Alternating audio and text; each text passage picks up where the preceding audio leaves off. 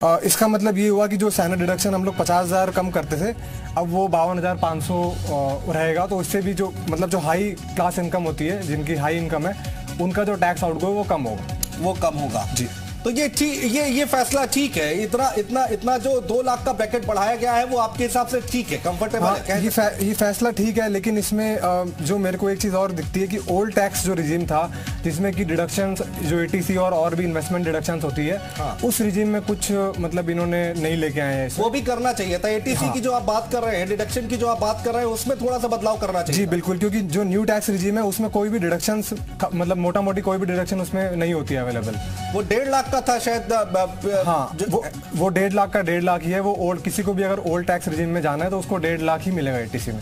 अच्छा, वो 1.5 लाख से कितनी उम्मीद की जा रही थी? अगर उसमें बढ़ता तो कितनी राहत मिल सकती थी? कम से कम मेरे हिसाब से 2.5 लाख को होना चाहिए था, ताकि लोगों की सेविंग हैबिट बढ़े, इन्वेस्टमेंट की हैबिट बढ़े इकोनॉमी में। ये अपने घर की छत पर ही फल और सब्जियां उगाते हैं, महीने का 40 से 50,000 कमाते भी हैं। इनसे सीखना है तो फ्रीडम ऐप को अभी डाउनलोड करो। पैसा और जाएगा, तो मेरे हिसाब से वो एक अच्छा मूव होता अगर करते तो। ठीक है, तो ये इनकम टैक्स स्लैब हम आपको दिखा रहे हैं, और एक बड़ी खबर ये निकल कर आई है कि 5 लाख का जो ब्रैकेट था वो उसको बढ़ाकर अब 7 लाख कर दिया गया है। निर्मला सीतारमण आखिर में उन्होंने कहा कि अब वो बात हम कहने जा रहे हैं जिस पर हर किसी की निगाहें हैं और जिस पर हर कोई ध्यान लगाए सुन रहा है, कि हर किसी को इंतजार है, और वो था टैक्स। इनकम टैक्स का जो ब्रैकेट है वो बढ़ाया गया है, यानी कि दायरा बढ़ा दिया गया है। 5 लाख से 7 लाख रुपए कर दिया गया है, यानी 7 लाख रुपए तक की इनकम अगर आपकी है तो आपको किसी तरह का कोई टैक्स नहीं देना पड़ेगा। लेकिन हाँ, एटीसी की जो बात की जा रही है, जिसको लेकर भी काफी उम्मीदें थी रिडक्शन को लेकर, वो उस पर किसी तरह का कोई बदलाव नहीं किया गया है, तो वो थोड़ा डिसअपॉइंट करता है अभिनंदन जी। हाँ बिल्कुल, वो मतलब जो सेविंग और इन्वेस्टमेंट हैबिट है उसको एनकरेज करने के लिए वो मूव नहीं लिया गया। तो टैक्स पेयर्स के लिए बजट में एक बड़ी राहत। और ओवरऑल बजट की अगर हम बात करें तो पूरा बजट आपने सुना है, देखा हम लोगों ने, उसको कैसे देखा जाए?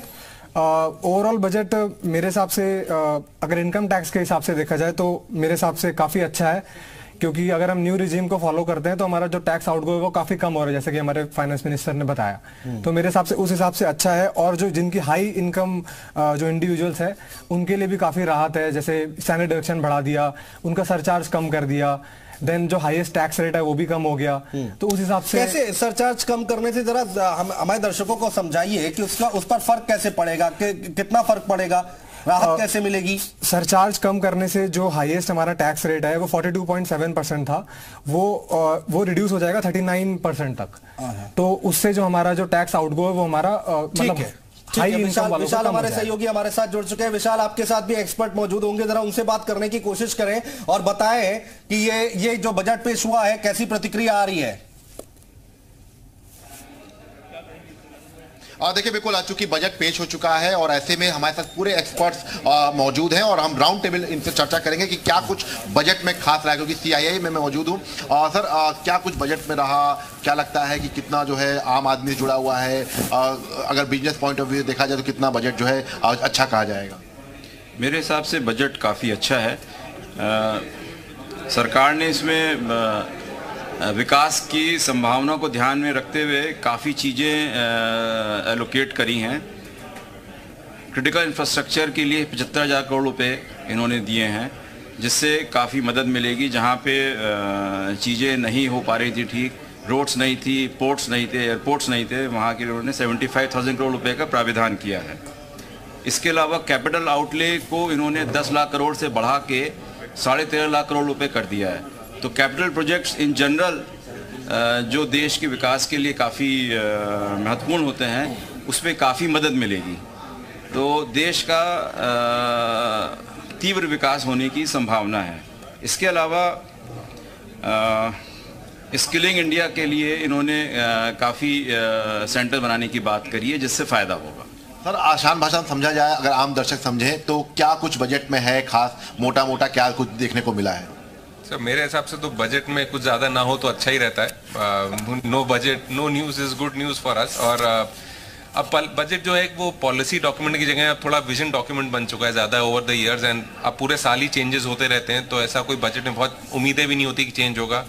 मध्यम वर्गीय लोगों के लिए अच्छे चेंजेस करें, इनकम टैक्स में बेनिफिट होगा लोगों को, इवन हायर इनकम लोगों के लिए भी उन्होंने रिडक्शन करा है टैक्स का। तो ओवरऑल बजट ठीक है, बट यही अनुमान था कि बजट ऐसा ही होगा, नॉन एक्साइटमेंट बेस्ड का हल्का बजट होगा, जो 1.5 घंटे में one of the shortest speech होगी जो 1.5 घंटे में खत्म हो गई है। एंड आई थिंक मेरे हिसाब से बजट ठीक है, ज़्यादा कुछ चेंजेस नहीं करें। कैपिटल एक्सपेंडिचर बढ़ा दिया जो कि बहुत अच्छा है, तो 10.5 लाख करोड़ की बात कर रहे हैं। अगर 10.5 लाख करोड़ हमने खर्च कर लिया तो बहुत बड़ा अपने में एक इंफ्रास्ट्रक्चर को बूस्ट मिलेगा इंडिया के। सो राइट डायरेक्शंस की तरफ का बजट है, अच्छा पॉलिसी डॉक्यूमेंट है, विजन सेट करता है गवर्नमेंट का आगे के लिए। सर अब आसान बस समझा जाए तो बजट में क्या कुछ आप लोग एक्सपर्ट के तौर पर देखेंगे, क्या क्या कुछ नया है? जैसे कि ध्रुव ने बताया, तो जो मध्यवर्गीय है उनको अच्छा एक बेनिफिट मिला है 7.5 लाख रुपए की। ठीक है विशाल, आप रहिए और आपके साथ जो एक्सपर्ट मौजूद है उनसे भी बातचीत करेंगे। श्याम हमारे सहयोगी हमारे साथ जुड़ चुके हैं। श्याम, अभी आप कहां पर हैं, कौन लोग आपके साथ हैं, जरा बताइए और उनसे बातचीत भी कीजिए।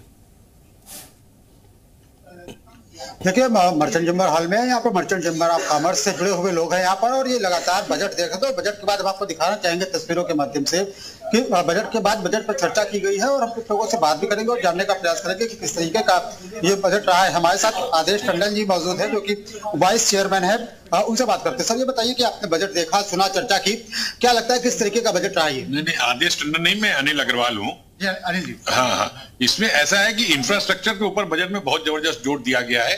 आपका पुराना जो उन्होंने इंफ्रास्ट्रक्चर स्पेंडिंग के ऊपर जो है वो 10 लाख करोड़ का बजट सैंक्शन किया है, प्लान किया है। पूरे इंडिया में जो ग्रोथ होगी वो बहुत अच्छी ग्रोथ होनी चाहिए। इसके अलावा काफी चीजों के ऊपर डिजिटल की तरफ वो आगे बढ़े हैं, और मोस्टली सब चीजें जो है डिजिटल, चाहे वो एग्रीकल्चर हो, चाहे डॉक्यूमेंटेशन की बात हो, हर चीज को डिजिटल की तरफ आगे। और लोग हमारे साथ मौजूद, उनसे बात करते हैं। सर, ये बताइए कि आपने बजट जी, संपर्क थोड़ा सा टूट रहा है श्याम, दोबारा हम आपके पास आएंगे। और जो 10 लाख करोड़ की बात कही गई है, इंफ्रास्ट्रक्चर पर खास तौर पर ध्यान दिया गया है, किसानों को डिजिटल ट्रेनिंग दी जाएगी, डिजिटल की ओर हम ज्यादा आगे बढ़ रहे हैं। यूपीआई का जिक्र यहां पर किया है वित्त मंत्री निर्मला सीतारमण ने, और उन्होंने कहा है कि काफी मदद मिली है। पैन कार्ड को लेकर भी एक बड़ी घोषणा यहां पर की गई है। अभिनंदन जी हमारे साथ लगातार मौजूद है। अभिनंदन जी, देखिए इंफ्रास्ट्रक्चर की बात यहां पर उसकी तारीफ जरूर की जा रही है। जी बिल्कुल, अभी पैन को यूनिफाई करने के लिए, बिल्कुल पैन को लिंक करने के लिए और सारे केवाईसी डॉक्यूमेंट से जोड़ने का बजट में आया, तो वो भी एक अच्छा मूव है। बिल्कुल, वो तो है। केवाईसी मतलब अब सिंप्लीफाई हो जाएगी और ईज ऑफ कंप्लायंस भी, जैसे कि हमारे फाइनेंस मिनिस्टर ने कहा, वो भी बेटर होना चाहिए। इंफ्रास्ट्रक्चर की अगर हम बात कर रहे हैं, देखिए यहाँ पर 10 लाख करोड़ का बात कही जा रही है कि उसको जो है निवेश किया जाएगा, तो उसको कैसे देखते हैं कि एक अच्छी पहल है आगे आने वाले वक्त के लिए, भविष्य के लिए? हाँ जी बिल्कुल। जब हम कहीं कोई भी चीज़ में अगर हम इन्वेस्टमेंट करते हैं और उसमें अगर बजट बढ़ता है गवर्नमेंट का, तो उसमें जाहिर है कि बिल्कुल उसमें डेवलपमेंट होगी उस फील्ड में जहाँ पर भी गवर्नमेंट इन्वेस्ट करेगी, तो ऑब्वियसली अच्छा मूव है। आपको क्या लगता है कि इसमें कौन सी ऐसी बातें हैं जो छूट गई हैं जो होनी चाहिए थी? हालांकि ये तो बहुत बड़ा टॉपिक है और बहुत बड़ा सब्जेक्ट है, बिल्कुल। हाँ, कुछ क्या लगता है अगर हम टॉप 3 पॉइंट अगर देखें तो? मेरे हिसाब से जो ओल्ड टैक्स रिजीम है उसको ज्यादा प्रमोट नहीं किया गया, एक तो पहला नंबर वो हो गया। और जीएसटी के हिसाब से अगर हम देखें तो काफी मतलब उम्मीद थी कि जीएसटी में एक अपीलेट ट्रिब्यूनल बनेगा, वो जो कि नहीं है, और अभी नई बजट में कोई भी उसका प्रावधान नहीं आया, जिसकी वजह से जो लिटिगेशंस होती है वो अभी स्लो चल रही है। वो उम्मीद थी कि फास्ट हो जाएगी अगर अपीलेट ट्रिब्यूनल बनता, लेकिन वो नहीं बना, तो उसमें थोड़ा सा मेरे हिसाब से वो एक कमी रह गई। और बाकी मेरे हिसाब से बजट ओवरऑल अगर हम देखें तो अच्छा ही है इनकम टैक्स के हिसाब से। विनय हमारे सहयोगी जुड़ गए हैं गोरखपुर से हमारे साथ। विनय, गोरखपुर में किस तरह की प्रतिक्रियाएं निकलकर सामने आ रही है, जरा बताइए इस बजट को लेकर। जी बता दें, हम गोरखपुर के दीनदयाल उपाध्याय यूनिवर्सिटी में हैं और हमारे साथ प्रोफेसर जो हैं अर्थशास्त्र के जो प्रोफेसर हैं डॉक्टर KR त्रिपाठी जी हैं।